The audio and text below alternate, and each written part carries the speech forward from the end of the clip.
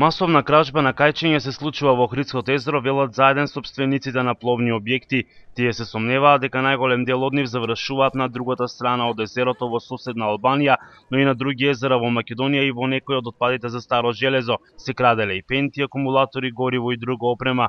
Штетите кои што сопствениците ги трпеле биле големи, бидејќи цената на едно кајче се движела од 500 до 1000 евра.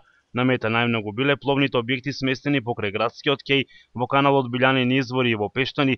За кајчина со камиони товарат, иси си одвет. Каде завршуват? Има информација дека во Албанија соседна земја? Не знам, можда кај комшијата, не можам да речам, не сум ги видел. А секој ден некој си го барат кајчето. Ми искршија вратата, алатот ми го украдија пред години. После церадите ми ги секоја намерно.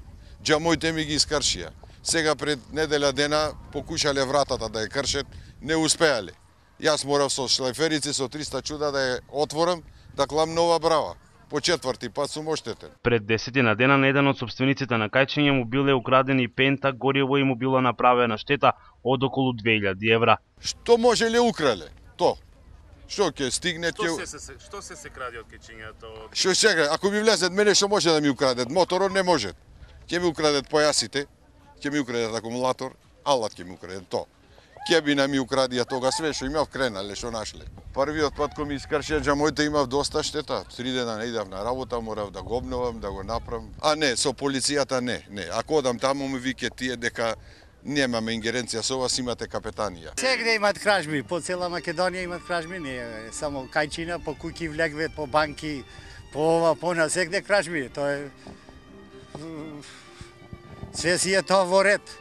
Разбираш, арамиите си работат. Од Охридската капетанија, која е надлежна за Охридското езеро, не успеавме да добиеме одговор дали има некој што ги штити пловните објекти. Кајчарите бараат од државата да ги заштити, а со соседна Албанија да биде потпишан договор за враќање на пловните објекти кои ќе бидат видени или најдени на другата страна од езерото. Во 2012, според МВР, биле пријавени 6 кражби на метални кајчиња.